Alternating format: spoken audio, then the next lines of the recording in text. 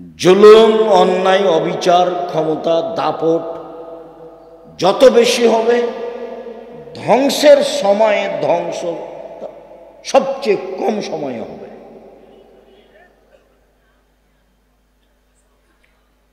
রাসূল সাল্লাল্লাহু আলাইহি ওয়াসাল্লাম বলছেন যে আমি দুই শ্রেণীর মানুষের সাথে বিচারের মাঠে কথা বলবো না এবং তাদের জন্য আমি সুপারিশ করব না। তার এক শ্রেণীর মানুষ হচ্ছে মালিকুন জালেমুন, স্বেচ্ছাচার, জালেম, অত্যাচারী নেতা। আর দ্বিতীয় শ্রেণীর মানুষ হচ্ছে রাজুলুন মারিক, যারা বিশ্বাসঘাতক,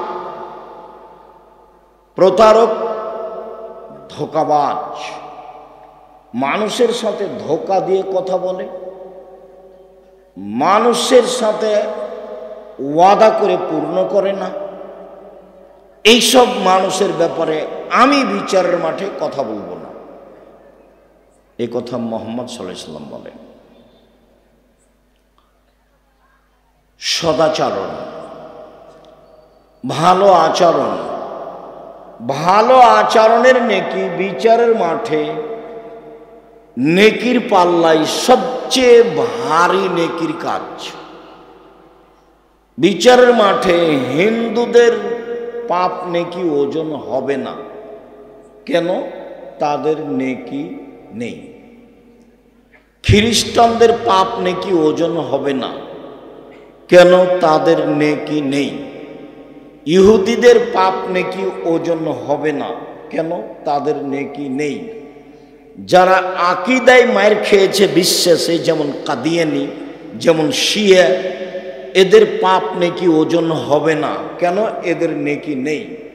এই ধরনের যত মানুষ নিজেকে ভালো মনে করেছে কিন্তু আকীদা নষ্ট হয়ে গেছে, তাদের পাপ নেকি ওজন হবে না।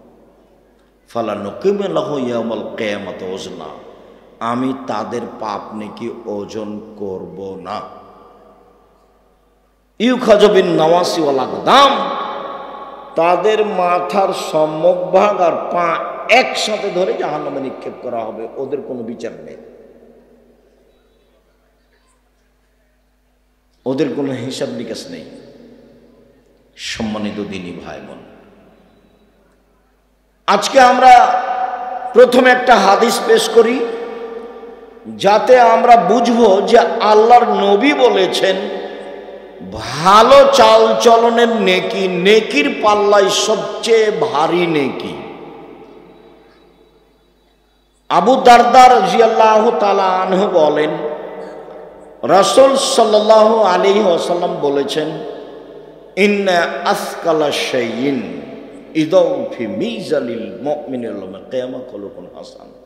বিচারের মাঠে আল্লাহ রাসূল বলেন, বিচারের মাঠে মোমেন পুরুষ নারীর নেকির পাল্লায় সবচেয়ে যেটা ভারী নেকি রাখা হবে সেইটা হলো ভালো চাল চলনের নেকি। যারা আপনারা মহিলাদের দায়িত্ব পালন করছেন তারা খুব সতর্ক থাকেন। আপনি মহিলা মানুষ,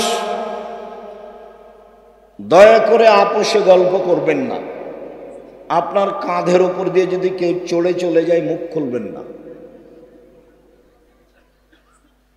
হ্যাঁ করে এসেছেন গল্প করতে করতে আবার হ্যাঁ করে চলে যায় না।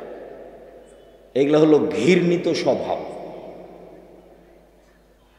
আপনার স্বামী একজন কাপুরুষ, তার এটা প্রমাণ। তোমার বাপ একটা অযোগ্য বাপ, এটা তার প্রমাণ।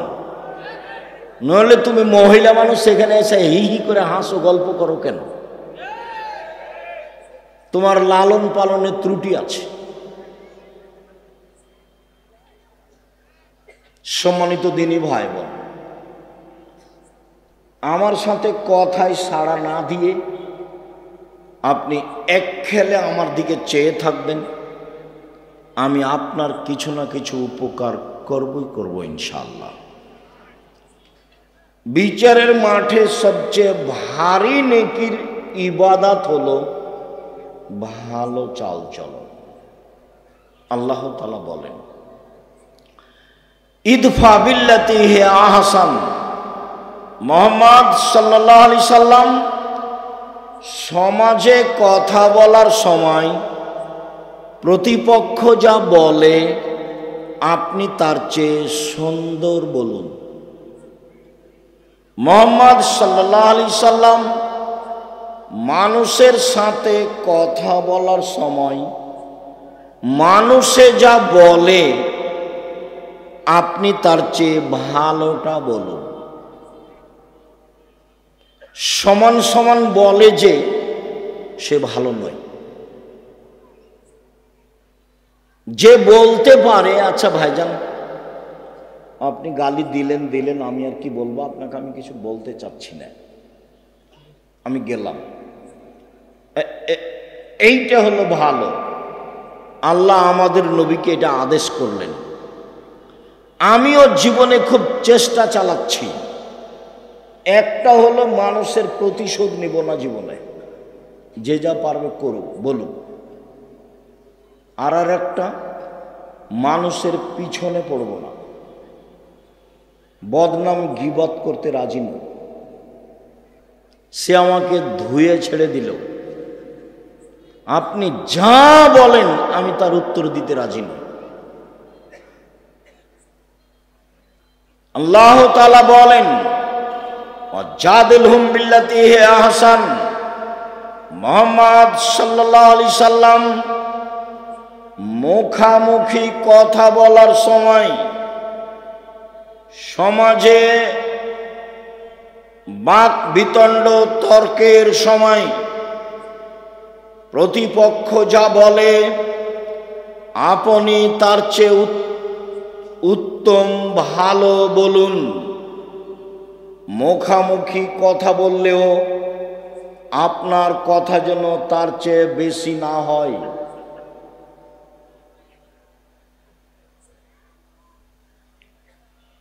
আল্লাহ তাআলা বলেন, ফাবিমা রাহমাতিম মিনাল্লাহ লিনতা লাহুম ওয়ালাউ কুনতা ফাজ্জান গালিজাল কলব লানফাজ্জু মিন হাওলিক। মুহাম্মদ সাল্লাল্লাহু আলাইহি সাল্লাম আল্লাহর পক্ষ থেকে বড় দয়া যে আপনি নরম আচরণের হয়েছেন, আপনার স্বভাব নরম, আপনার চাল চলন কোমল, আপনি কর্কশ স্বভাবের হলে মানুষ আপনার পাশ থেকে সরে যেত, কেউ থাকতো না।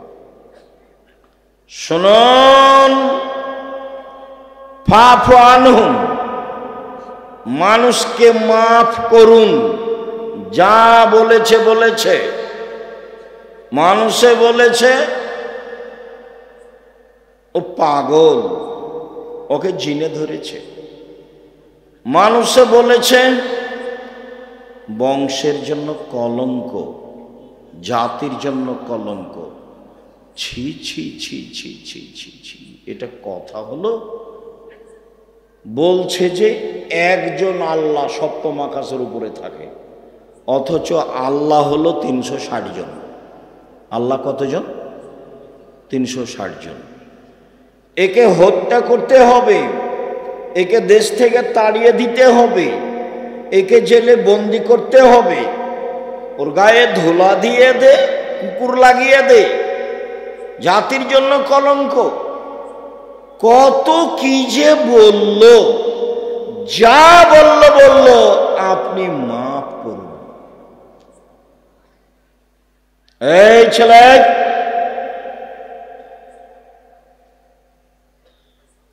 ধৈর্যের পরিচয় দিবেন। নির্বাচনের ভোট চাইতে আসেনি আমি। আব্দুর রাজ্জাক বিন ইউসুফ নির্বাচন করি না, খ্রিস্টান আব্রাহাম লিঙ্কনের কাল্পনিক পদ্ধতিটা আমি পড়িনি।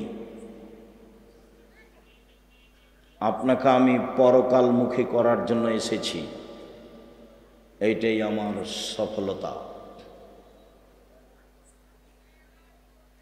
অতএব যেসব স্বভাব খারাপ, অপছন্দ, তা আপনি আমাকে দেখাবেন না দয়া করে।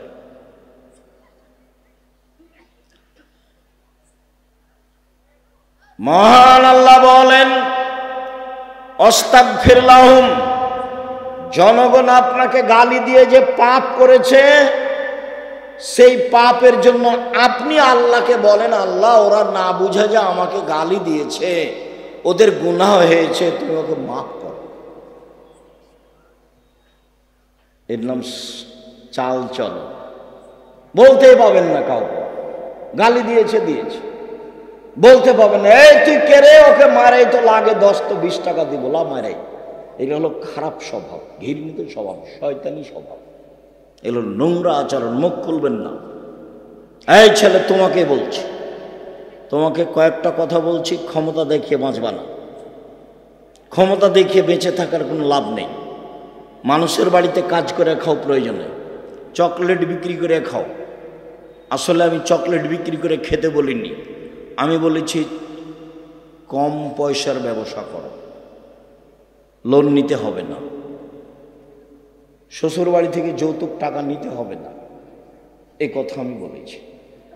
এই ছেলে, উপার্জনের 4টা পথ। একটা হলো দিন মজুরি, সন্ধ্যায় টাকা শেষ হবে। দিন মজুরির টাকা কখন শেষ হবে? সন্ধ্যায়। আর একটা হলো চাকরি, মোটামুটি 25 দিনে টাকা শেষ হবে। কারো থাকবে 2-1 জন, 5 দিন ধার কর্জ করে যাবে। 3 জমি চাষ, সমান সমান বা লস বেশি। 4 ব্যবসা। তখন আল্লাহর নবী বললেন, পৃথিবীর মানুষ শুনে রেখো, আত-তাজিরু আস-সাদিকু আল-আমিনু ইয়াউমাল কিয়ামাহ মা শুহাদা ওয়াস-সিদ্দিকুন আল-আম্বিয়া। সত্যবাদী বিশ্বস্ত ব্যবসায়ীরা বিচারের মাঠে নবীগণের সাথে থাকবেন জান্নাতে। তাহাজ্জুদ পড়ে নবীর সাথে থাকা যায় না। দিন রাত তাসবিহ তাহলিল জিকির আজকার করে নবীর সাথে থাকা যায় না। ব্যবসা এমন একটা কাজ যে সেই কাজ দিয়ে কার সাথে থাকা যায়? নবীর সাথে। আমি এ কথা বলিনি, এ কথা মুহাম্মদ সাল্লাল্লাহু আলাইহি সাল্লাম বলেছেন। তিনি বলেছেন বিশ্বস্ত সত্যবাদী ব্যবসায়ী ওরা নবীর সাথে থাকবে। নবীর সাথে সরাসরি থাকবে ওই সব পিতা যারা 2টা মেয়ে লালন পালন করেছে, বড় হওয়া পর্যন্ত, বিবাহ শাদী দেওয়া পর্যন্ত 2টা বেটির লালন পালন করেছে, বিবাহ শাদী দিয়ে দিয়েছে। এই বাপ নবীদের সাথে জান্নাতে থাকবে। তখন তিনি এই তর্জমার মধ্যমা এই 2টা আঙ্গুলকে দেখিয়েছেন, দেখো এই 2টা আঙ্গুল যেমন জমা হয়ে আছে, 2টা মেয়ের লালন পালন করবে যে বাপ, সেই বাপ আর আমি জান্নাতে এভাবে থাকব।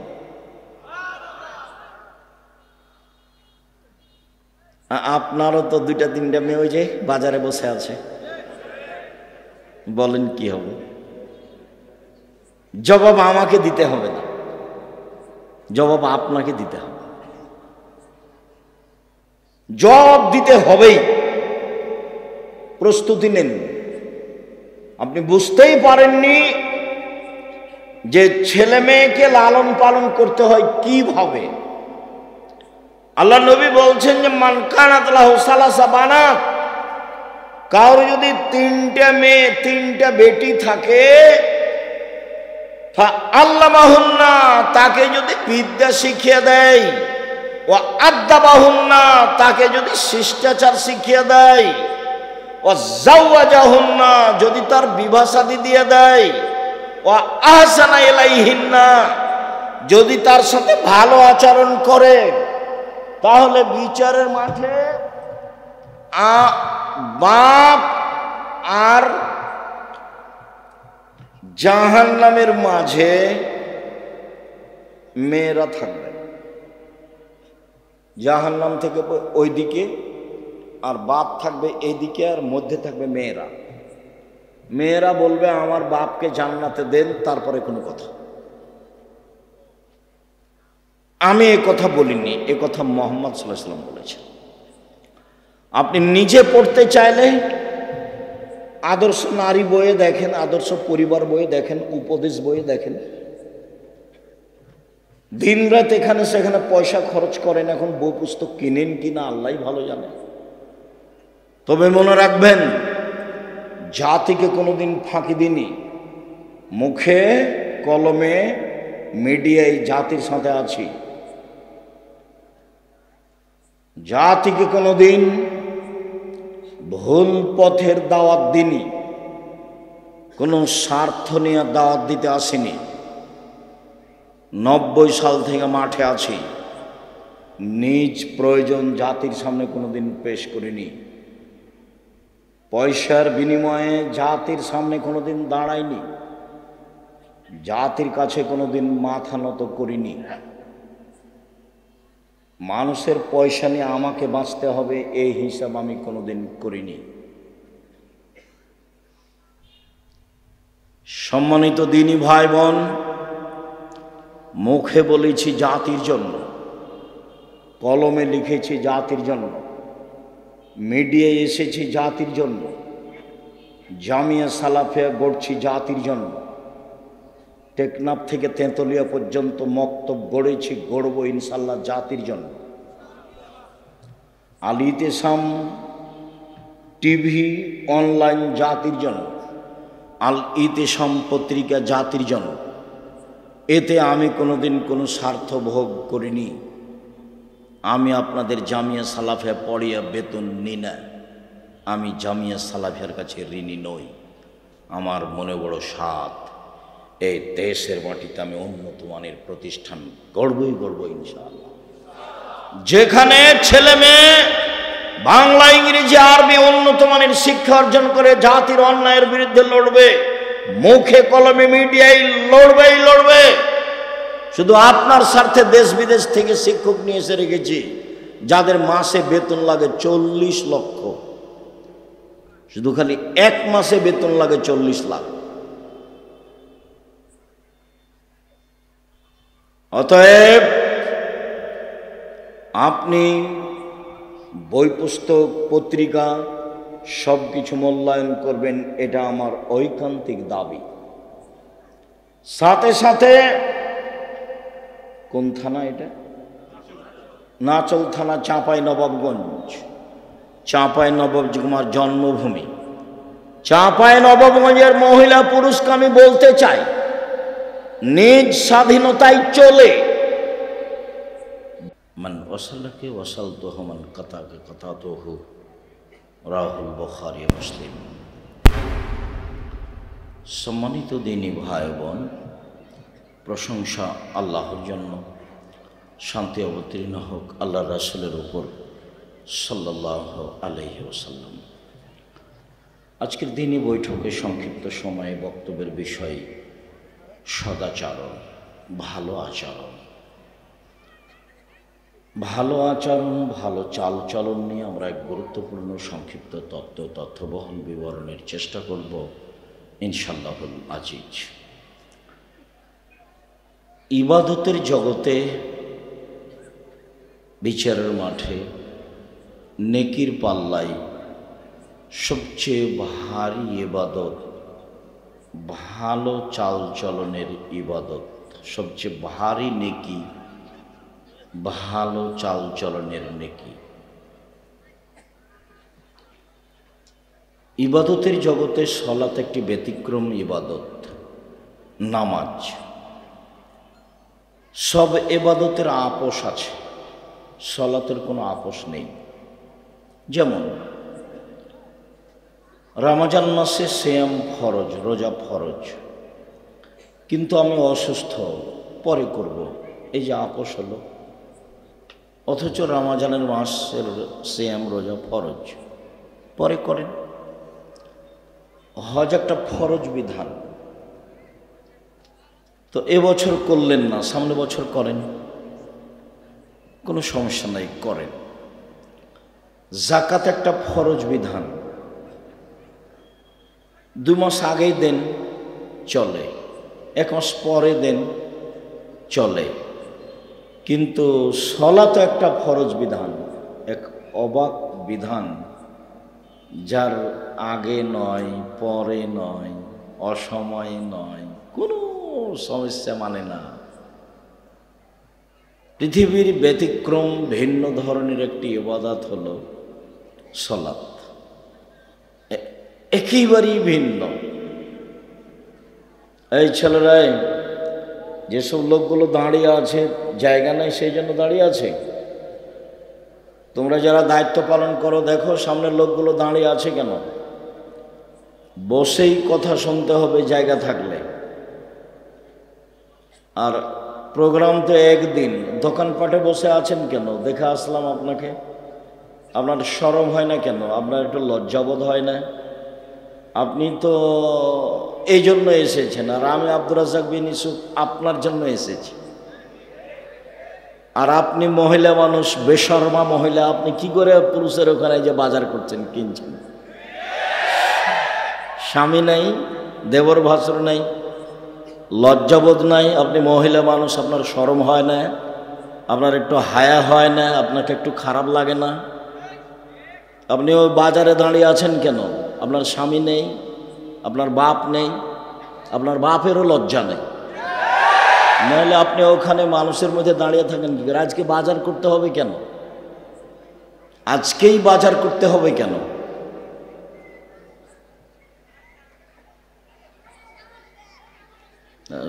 লজ্জাবোধ খুব ভিন্ন জিনিস। আল্লাহ রসুল বলছেন যে সবচেয়ে বড় ঈমান হলো লা ইলাহা ইল্লাল্লাহ, আর সবচেয়ে ছোট ঈমান হলো রাস্তা থেকে কষ্টদায়ক জিনিস সরিয়ে দেওয়া, ইট পাটকেল কাঁটা। তো বড়ও শেষ, ছোটও শেষ, তো আবার লজ্জা বলবেন কেন? বলছেন ওয়াল হায়ু মিনাল ঈমান, লজ্জা হচ্ছে ঈমানের একটা শাখা, বড় অংশ। ওয়াল হায়া লা ইয়াতি ইল্লা বিখাইরিন, লজ্জা শুধু কল্যাণ ডেকে আনে। ওয়াল হায়ু মিনাল ঈমান ওয়াল ঈমান ফিল জান্নাহ, লজ্জাই হচ্ছে ঈমান, ঈমানই হচ্ছে জান্নাত। লজ্জাই হচ্ছে ঈমান, ঈমানই হচ্ছে জান্নাত। লজ্জা নেই যার, ঈমান নেই তার। তো আপনি মহিলা মানুষ, ওই বাজার করতে ওখানে দাঁড়িয়ে আছেন কেন? বসে থাকেন, কষ্ট করে একটু বসে থাকেন, গল্প করিয়েন না। আপনিও বক্তব্য শুনতে এসেছেন, আর আমরাও কিছু আপনাদের কাছে বলতে এসেছি। ভদ্রতা বজায় রেখে চুপচাপ বসে থাকেন, আপনার কিছু না কিছু আমি উপকার করবই করব ইনশাআল্লাহ। দয়া করে আমাকে কোনো কাজ দেখাবেন না, যেহেতু আপনার কোনো কাজ আমি দেখতে রাজি নই। বক্তব্য চলাকালীন মোবাইল ব্যবহার করবেন না, বাদাম খাবেন না, গল্প করবেন না, এগুলোকে আমি ঘৃণা করি। আপনার স্বভাব এত খারাপ কেন? অল্প সময় কথা শুনবেন, তার মধ্যে এত গল্প, তার মধ্যে এত খাওয়া, তার মধ্যে দোকানপাট কেন? আপনার স্বভাবটা এত নিকৃষ্ট, জঘন্য, খারাপ কেন? স্বভাব কেন তো খারাপ? দোকানে বসে থাকা, আড্ডা পিটা, ল্যাংটা বেটি ছেলে দেখা, এরকম এবার ইতর শ্রেণীর স্বভাব কেন? পশু প্রাণীর গরু ছাগলের মতো স্বভাব কেন? ফিরে আসতেই হবে। ইবাদতের জগতে ব্যতিক্রম ইবাদত সলাত। অজু করে সলাত আদায় করতে হয়, তো পানি নেই, তো তায়াম্মুম করে করতে হবে। মাটি নেই, তো অজু আর তায়াম্মুম ছাড়াই সলাত আদায় করতে হবে। কেবলার দিকে মুখ করে সালাত আদায় করতে হয়, তাহলে কেবলা বোঝা যায় না, এমনিতেই করতে হবে। দাঁড়িয়ে সালাত আদায় করতে হয়, তো দাঁড়িয়ে থাকা যায় না, তো বসে থেকে করতে হবে। বসে থেকে সালাত আদায় করা যায় না, শুয়ে থেকে করতে হবে। পরিষ্কার কাপড় পরে সালাত আদায় করতে হবে, পরিষ্কার কাপড় নেই, পেশাব পায়খানা লেগে আছে, তাহলে তাতেই করতে হবে। পরিষ্কার অপরিষ্কার কোনো কাপড়ই নাই, উলঙ্গ হয়ে আছে, বলে এই অবস্থাতেই নামাজ পড়তে হবে। এক অবাক ভিন্ন ধরনের ইবাদত সালাত, যার সাথে মানুষের কোনো আপোষ নেই। এরপরেও সালাতের নেকি যত ভারী, এই ছেলে এটা খুলো তো,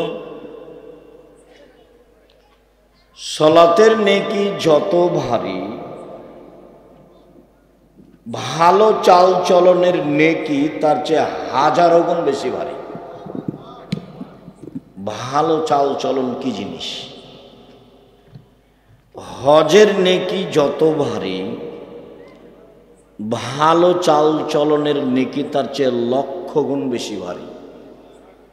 ভালো চাল চলন কি জিনিস? ভালো চাল চলন সবাই বুঝে। কিভাবে বুঝে? মানুষে বলে যে লোকটার স্বভাব খুব খারাপ। কার কথা বলছো? আর তোর কথা বাদ দাও তো, ওকে দেখতেই ঘৃণা লাগে, ওর মুখ খুব খারাপ।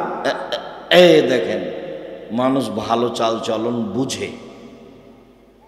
কার কথা বলছিল? ওই যে আহমদ, খুব ভালো ছেলে তো, স্বভাব খুব ভালো, আমাদের এখানে এসেছিল, খুব ভালো ছেলে। দেখেন, মানুষ মানুষের চাল চলন বুঝে, কোনটা ভালো আর কোনটা খারাপ। এটাই, এই কাজটাই ইবাদতের জগতের সবচেয়ে ভারী নেকির কাজ। বাস্তব বলি আপনাকে একটু, অটোতে আপনি বসে আছেন, তা আমি উঠেছি, আমি উঠতেই ছেলেটা টান দিয়েছে, তো আমি আপনার মুখের উপরে গিয়ে পড়ে গেছি। তো আপনি বললেন, আচ্ছা যাক, বসেন বসেন বসেন, কোনো সমস্যা নেই, বসেন। বসলাম। আরেকদিন একটা লোক অটোতে বসে আছে, তা আমি উঠেছি, উঠতেই টান দিয়েছে, আমি কথার কথা বলছি, তো ছেলেটা টান দিয়েছে, আমি গিয়ে তার মুখের উপরে পড়ে গেছি। তখন আমাকে বলছে, আপনার চোখ নাই, আপনার কপালে চোখ নাই, হিসাব করে গাড়িতে উঠতে পারেন না। এটা একটা চাল চলন। তো কোনটা ভালো? আগেরটা। এ তো ভালোই বুঝি আমরা। দল সংগঠন ছাড়তে হবে, তাছাড়া স্বভাব, তোমার স্বভাব পায়খানার চেয়ে খারাপ হয়ে যাবে। জীবনে কোনোদিন ক্ষমতা দেখিয়ে, দলীয় দাপট দেখিয়ে, মানুষকে গালি দিয়ে, নিন্দে করে, জেল হাজতে দিয়ে, ক্ষমতা দেখিয়ে বেঁচে থাকার চেষ্টা করিও না, ভুল হিসাব। জুলুম যত বেশি হবে, তোমার ধ্বংস হওয়ার সময় তার চেয়ে ধ্বংসের সময়টা তত কম হবে। আপনাদের নেতার বয়স ছিল মাত্র ৪৫ মিনিট, ফেরাউনের সময় ছিল তার চেয়ে কম।